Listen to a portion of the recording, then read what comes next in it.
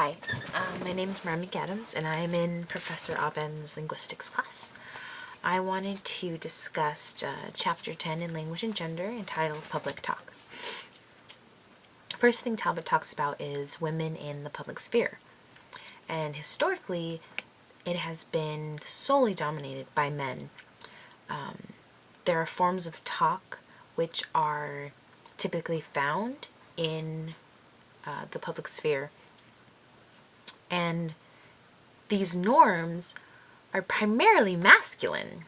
So women find themselves in this odd position of where if they don't participate in the public sphere, they stay silent and, they kind of give in.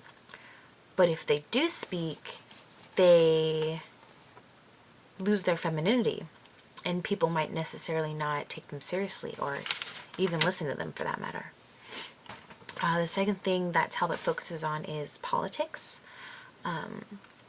And she discusses the House of Commons and notes that women have been able to participate in it since 1918, but they didn't actively start until 1997.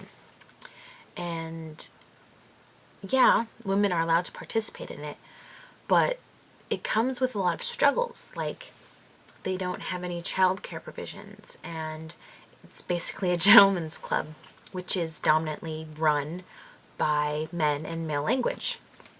So women can join, but there's a lot of discursive norms that they have to learn, study, and never mess up, because if they do, it'll be pointed out and, wave a finger at them.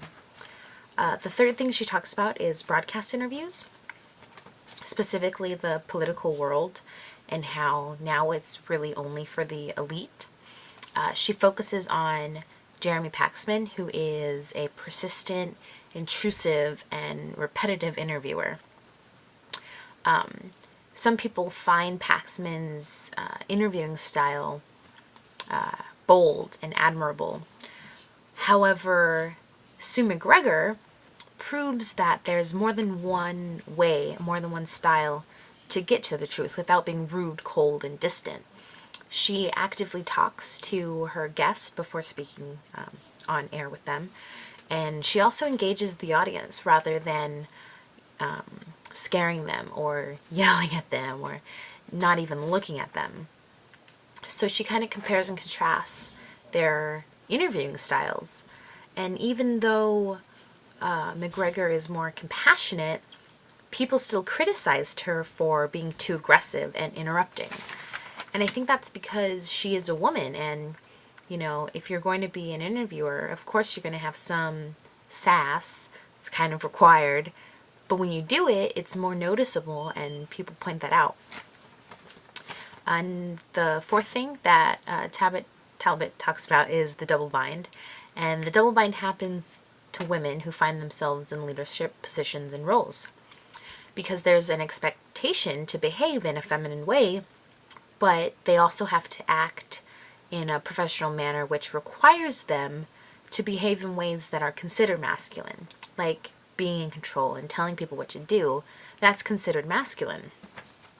She brings up the example of a woman who is a senior manager at a large corporation, and her coworkers dubbed her Queen Clara.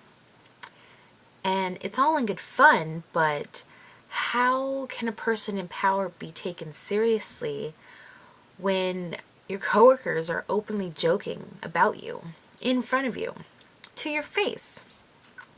So you're just kind of conflicted with both of these things where, you need to be a leader, but, you're not being respected. And the last thing that Talbot talks about is the media's representation of women, of working women specifically, because the media thrives on the bad and the evil, and they just eat that up. And she specifically found some good examples of the media talking about family breakups, and almost all of the titles kind of assumed that it was the woman's fault and the mother's fault. Two titles were Working Women Fuel Family Splits and Kids Damaged by Working Moms. Rather than asking why the father isn't staying home with the child, it is automatically assumed that the woman is going to stay home and care for him. But yeah, I really enjoyed this class. Thank you for watching this. I thought the book was very interesting, and even though I had already been aware of the struggles, I guess, like, you never really notice it unless you read a book about it, and then you are like, wow, that happens a lot in real life, and I see it, and I experience it, and I see other people experiencing it. It's just insane that we are living in the future, but I mean, women still aren't seen equally, really. And people argue that, yeah, they do, but honestly, they don't really. Anyways, I had fun.